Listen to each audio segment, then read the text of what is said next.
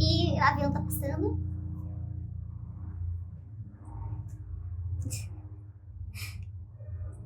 Realmente, gente, aqui no estúdio tem muito avião. Muita moto. Muito carro. Então fala galera, bem-vindos a mais um episódio do quadro Hashtag Pergunte ao Maestro. Se você é novo por aqui, não perde tempo, já se inscreve no canal para não perder nenhum vídeo que a gente posta.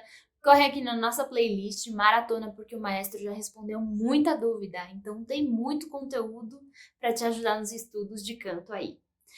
Mas antes, assiste esse vídeo completo, dá o seu joinha para ajudar a gente aqui no YouTube. E se você tiver alguma dúvida que o maestro ainda não respondeu, deixa aqui no box de comentários que a gente está sempre de olho para responder nos próximos episódios, tá bom? Vem comigo, hashtag Pergunte ao Maestro. Boa tarde, jovem maestro. Estudo canto e técnica vocal há mais ou menos uns 10 anos. Mas só de uns 5 para cá eu comecei a pegar mais firme e me lancei recentemente, há 2 anos, como professor de canto. Já sou ator com graduação em artes cênicas, licenciatura em teatro e pretendo criar carreira no teatro musical. Gosto muito da técnica de belting contemporâneo e pretendo me capacitar um dia. A minha dúvida é, mesmo sendo tão iniciante, eu teria chance de me capacitar? Morro de medo de juntar uma grana, que não é nada fácil em minha realidade, demandaria muito tempo e esforço, e não conseguir a aprovação. Amo muito esse quadro, já maratonei todos os episódios e estou só esperando os meus livros de belting contemporâneo e da doutora Silvia Pinho chegarem para aprofundar meus estudos. Muitíssimo obrigada. Muito obrigado pelo seu carinho, tá?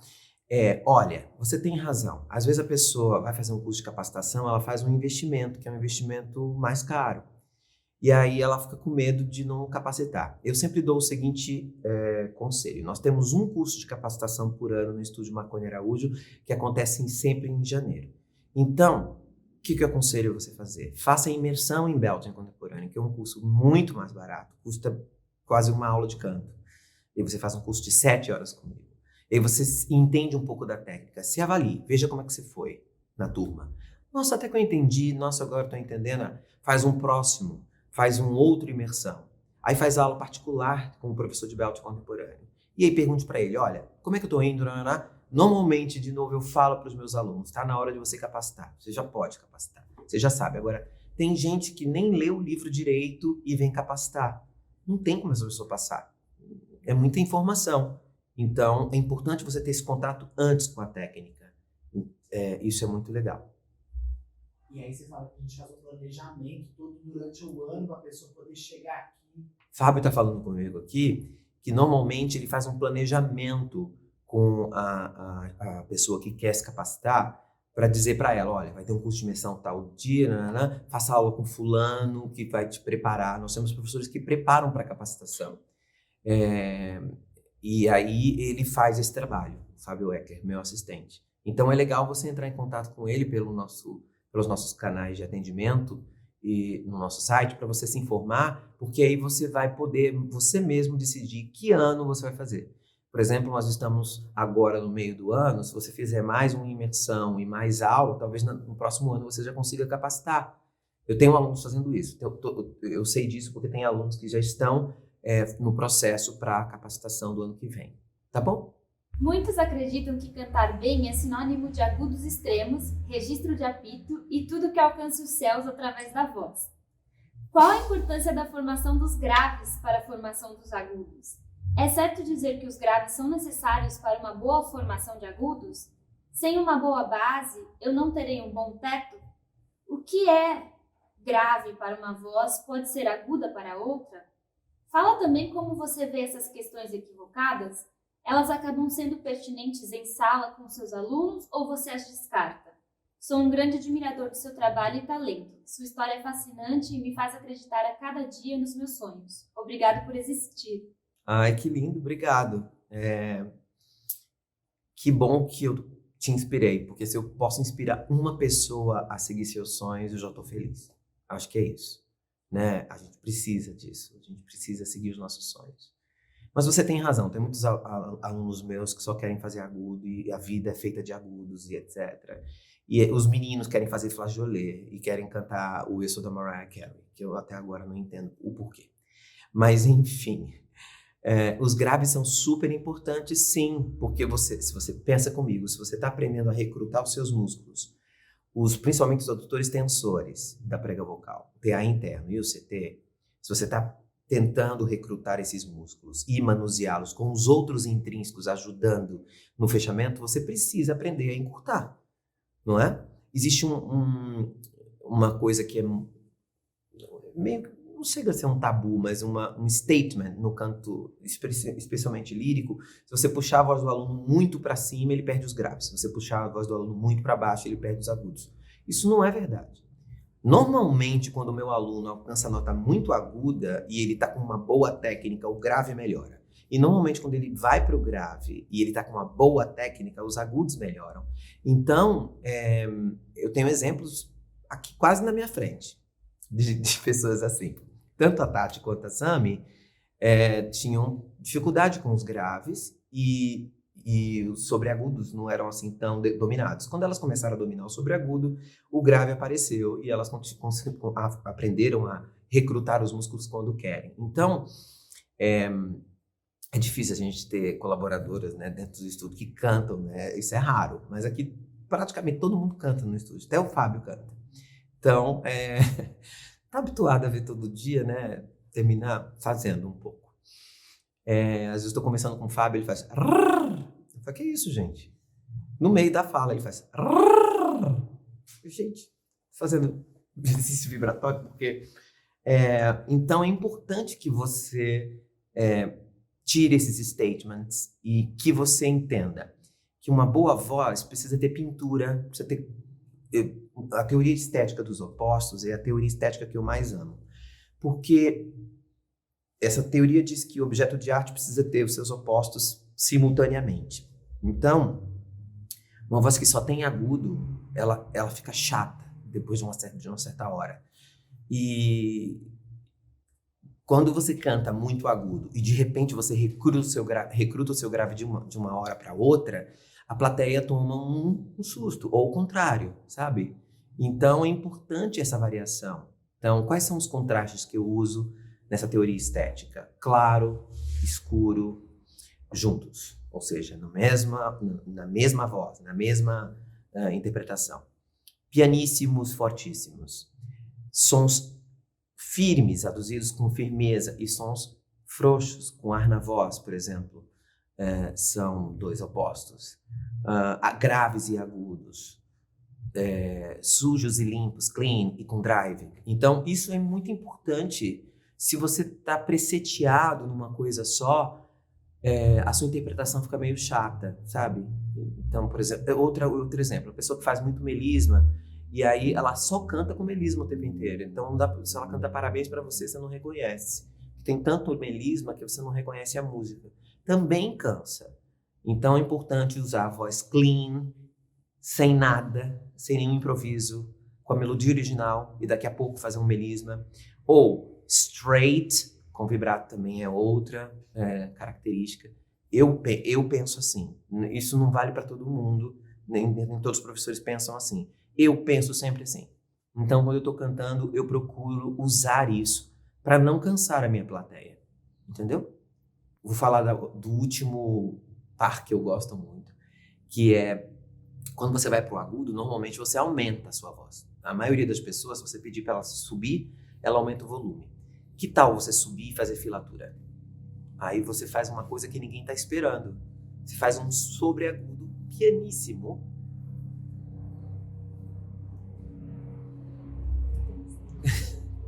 Gente, 3 aviões, o negócio tá feio.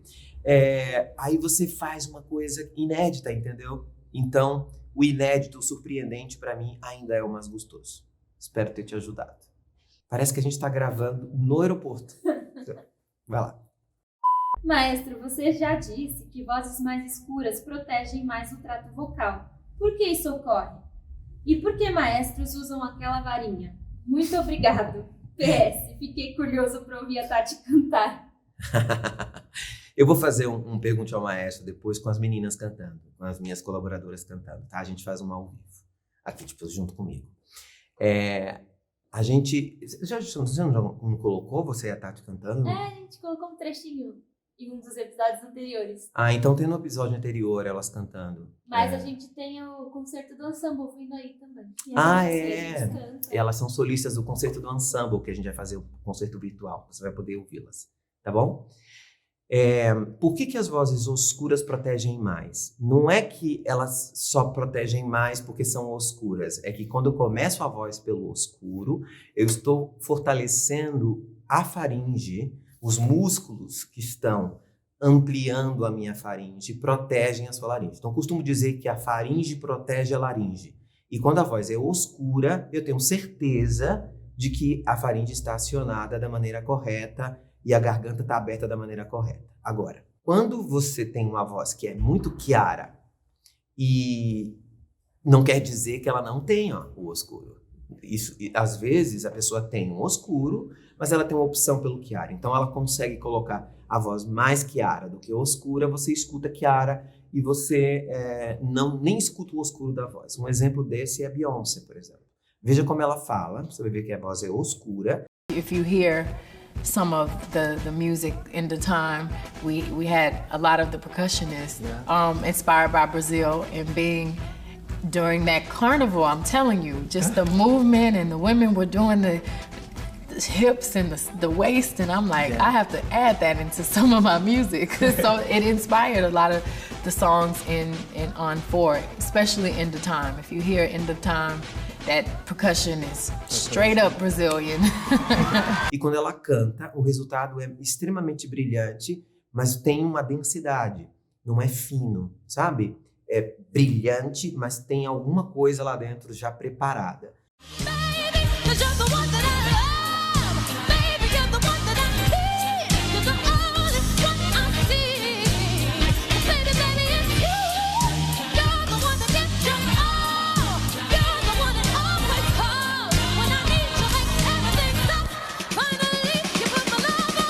Então, aí os alunos vêm buscando aquele brilho e se esquecem que antes teve um trabalho vocal para manter aquilo ali, sabe?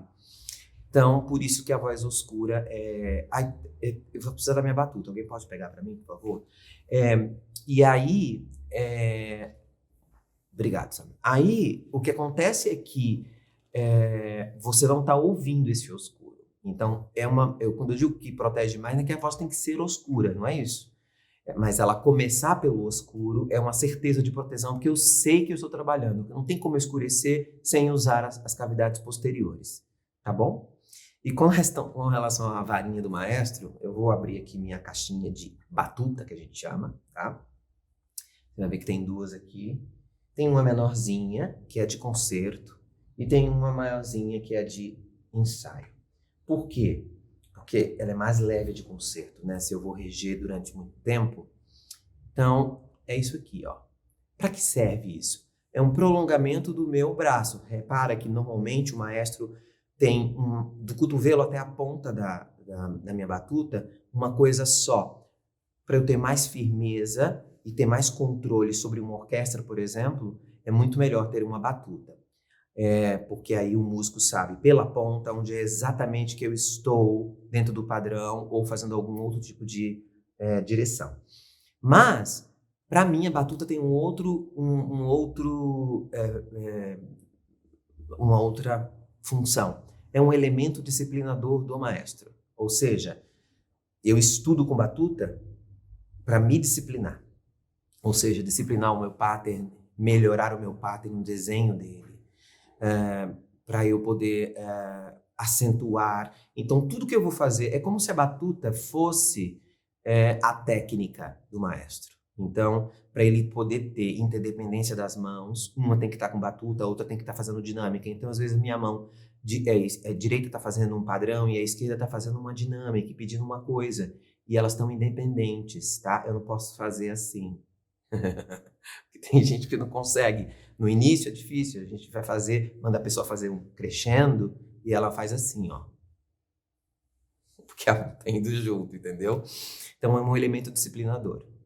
Eu posso reger um coro grande com a batuta, mas em compensação, se eu não estou regendo com batuta, num coro, por exemplo, eu tenho como usar minha mão direita para fazer mais coisas.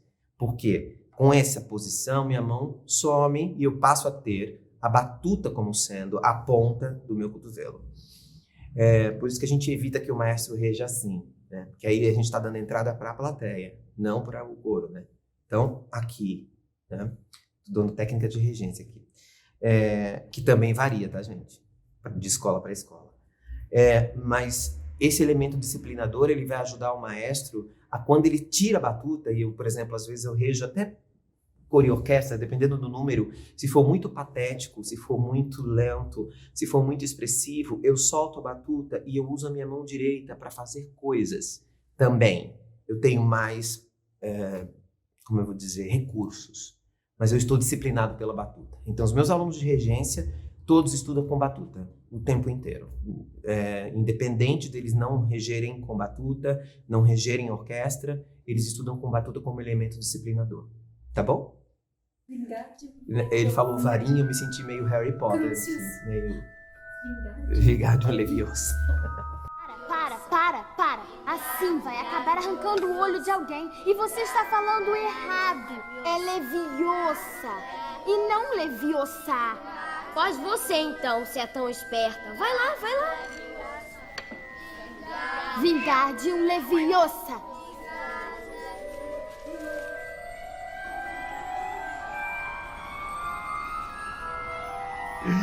Vai lá, Tati. Gostaria que o maestro ensinasse como fazer o exercício do espaguete para ajudar no abaixamento da laringe, de maneira certa e sem tensão.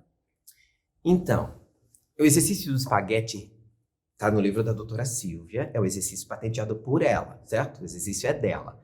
Mas, você está dizendo que você quer aprender a fazer o exercício para abaixar a laringe. Você sabe que eu não uso esse exercício para baixar a laringe, não é? Eu uso esse exercício para mostrar para o aluno que quem vai fazer esse exercício da maneira certa, do jeito certo, é a fono, certo? Ela vai fazer. Eu não vou ficar na aula, porque tem alunos que depois que aprendem, aí ficam assim, ó. O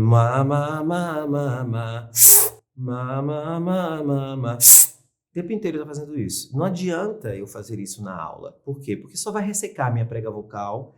E eu preciso aprender a respirar sem som. Então, o exercício do espaguete retido é feito dessa maneira. Certo? Mas eu não vejo sentido em você fazer isso sozinho, sem orientação. Porque se você já tiver um esternotireoide forte, para que você vai fazer? Esse exercício fortalece o esternotireoide, deixa ele mais ativo, recrutado. Então, você não precisa fazê-lo tanto. Sabe? Você só precisa fazer quem não tem esse abaixamento. Tem alunos que na primeira aula falam assim, deixa a sua língua na frente, e agora abaixa a laringe, fazendo U no fundo da garganta, sem usar a língua. Ele faz isso, a laringe baixa. Pronto. Para cantores, a gente abaixa a laringe como? Com o respiro do Lampert. É assim que a gente faz. E aí, o que é o respiro do Lampert? Respiração profunda e lenta durante bastante tempo. Isso sim é um exercício bom para se fazer, porque além disso ele amplia as cavidades, né? Guarde o perfume de uma flor, uma rosa dentro de você, lá atrás. Esse sim. E existem cantores que a tradição da escola italiana é respiração sem som, sem esse barulho, tá? Mas tem cantores que nem se importam com isso. Eu já vi vários cantores famosos que você escuta a respiração da pessoa. Tá? Eu uso essa respiração, às vezes, de uma maneira interpretativa, sabe? Se o meu personagem tivesse suspirado. Às vezes é possível. Mas cantor faz esse tipo de respiração e de exercício antes de cantar, que no fundo, vira um hábito. Então, se você faz um exercício e depois tira o som, você passa a fazer sempre assim. E aí você vai ter sempre essa sensação de abaixamento e tudo tá certo, tudo fica legal. Não é muito melhor isso do que ficar fazendo antes de cantar, não é? Isso é exercício de terapia, né? Um exercício, não só terapia, mas de função muscular, para trabalhar a função muscular, e tem que ser muito específico, então só o fono vai saber, tá bom? Se você precisa ou não. Olá, maestro. Queria saber se o flageolet é um registro que possa aumentar a tessitura. Por exemplo, eu chego num Ré, eu posso aumentar para um Mi? Sou homem. Ai, gente, lá vem os meninos querendo cantar flageolê. Por quê, né, gente? As meninas nem estão preocupadas, com seu flageolê e os meninos estão. Eu não sei por que você quer ter um Mi bemol de flageolê, mas vamos lá. Você pode aumentar, sim. Com o uso das embocaduras, você consegue aumentar um pouquinho o flageolê, mas, de novo, geralmente quem tem flageolê o tem naturalmente. Então, a gente usa algumas maneiras para a pessoa descobrir o flageolê. E depois que ela descobre, aí ela acessa com mais facilidade. O difícil é acessar com facilidade.